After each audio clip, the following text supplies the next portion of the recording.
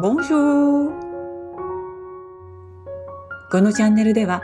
セーヌ川にまつわる動画をいくつかお届けしてきました。セーヌ一人旅と題したシリーズでは、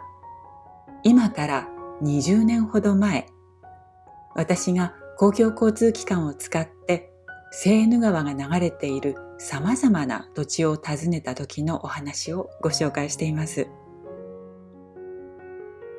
さて、セーヌ川といえばパリを流れている川というイメージがまず浮かぶことかと思います。けれどもそれはセーヌ川のほんの一部です。全長およそ 780km のセーヌ川沿いにはいろいろな風景が広がっています。パリはセーヌ川の流域ではだいたい中ほどに位置しています。パリの近郊でセーヌ川はかなり蛇行しているので、さまざまな町を流れ、そこにたくさんの橋があり、その周りには人々の暮らしがあります。セーヌの源流を訪ねた2週間後、2001年7月3日、私はボアル・ロワという駅に降り立っていました。地図で見ると、フォンテーヌブローの広大な森の端に開けた村で、パリからは郊外線を使って1時間少しで行かれる距離にあります。ボアル・ロワからセーヌ川を右岸に渡ると、今度はシャルトレットという町です。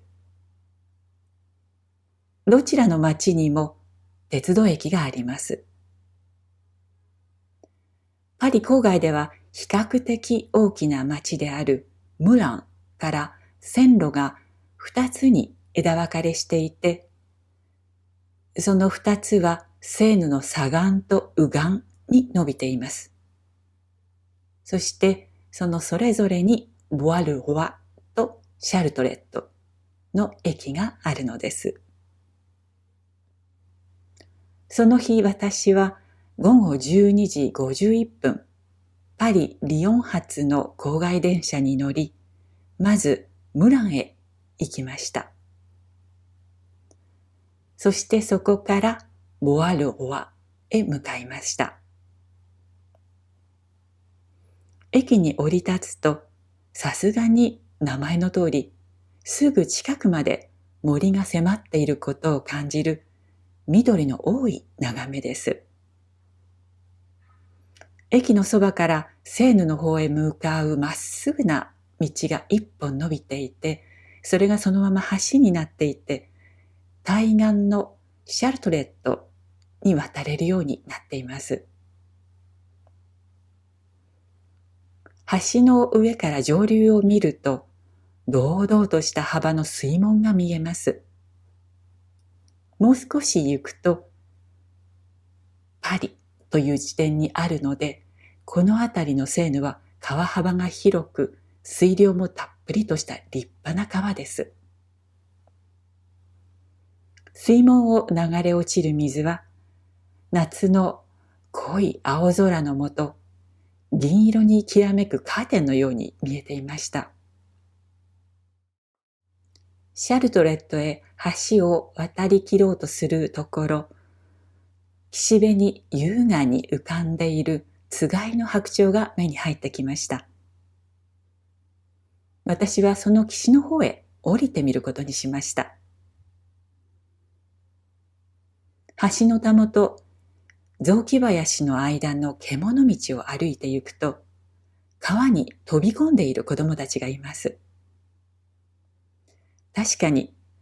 そうしたくなるくらい、頭上にある太陽は容赦なくじりじりと照りつけています。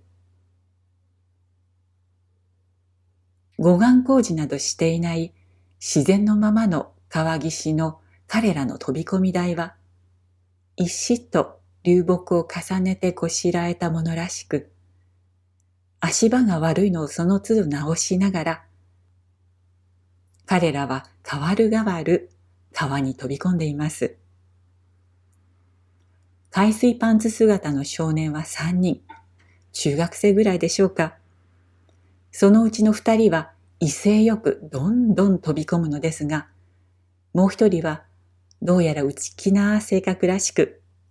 2人が飛び込むときに掛け声をかけたり、口笛を吹いたりしてはいても、いざ自分の番になってみると、台の上で転んだりして、なかなか達成できずにいます。この彼はきっと怖いのでしょう。私にはその気持ちがよくわかります。私は小さい頃、走るのも遅いし、木にも登れませんでした。運動が苦手で勇気がない。みんながポンポンと飛び箱を飛んでいくのがただただ羨ましく、一番低くしてもらった飛び箱ですら、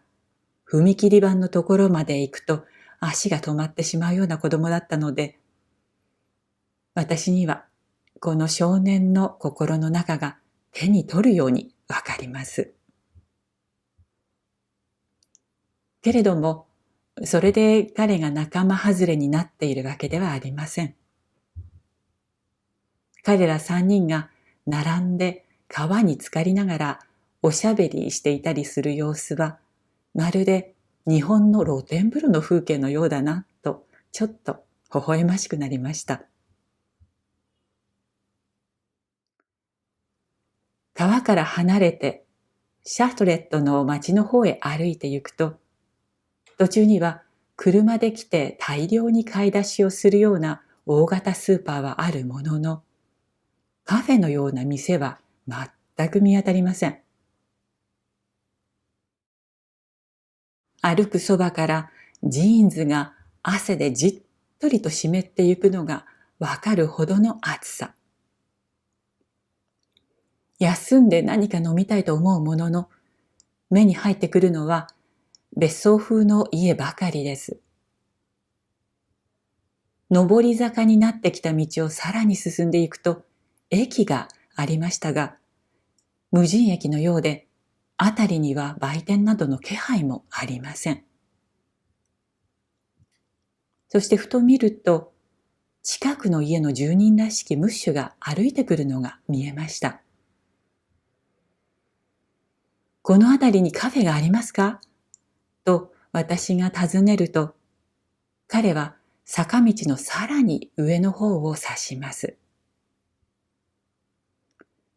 まだ登るのかと思いましたが、そこにカフェがあることが確実なら安心です。すると、そのカフェはあっけなく現れました。駅に降り立ってからかれこれ1時間炎天下を歩いていた私は、そのカフェで迷わずコカと頼みました。フランスではコカ・コーラのことをそう言います。普段私はコカを飲むことはあまりなくて、おそらく1年のうち片手の指で数えられるくらいのものです。パリの超一流のホテルの食事で朝っぱらからコカを頼むアメリカ人とか、具合が悪い時には決まってコカを飲むというフランス人とか、その頃半ばからかい半分に話題にしていたコカですが、この日ほど私がそれを欲していたことはなかったと思います。氷も入れてね、と私。よほど気の利いたカフェでもない限り、当時冷たい飲み物に氷が入っていることは保証の限りではありませんでした。タバコ屋や宝くじの売店も兼ねたそのカフェには、地元の馴染み客しかいません。真っ昼間から何をする風でもなく、カウンターでビールを飲んでいるおじさんがいたり、肥えた体にはち切れそうなタンクトップ姿で、タバコを買いに来たついでにビールをグラスごと持って帰るおばちゃんがいたりします。この店の主人はといえば、バゲットのサンドイッチをかじりながらレジを打ち、奥の部屋でくつろいででもいるのか、時々姿を消しては、小学生ぐらいの息子が店番をしています。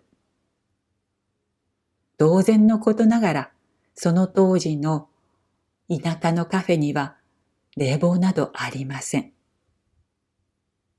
空気そのものが緩んでいる感じで、救いのコカは飲んだそばから汗になって吹き出すのがわかります。私の思考はすっかり停止状態。珍しい客に違いないアジア人の私も、しばし、このよどんだ風景の中の一部になっていました。その日、私は結局、ボアルロワの方までまた戻ってきて、その駅から列車に乗ってパリに帰りました。帰りの列車の時間まで、ボアルロワの駅前カフェで水分補給。今度はコカではなく、ミントシロップを水で割ったディアボロミントを飲んで生き返ったのでした。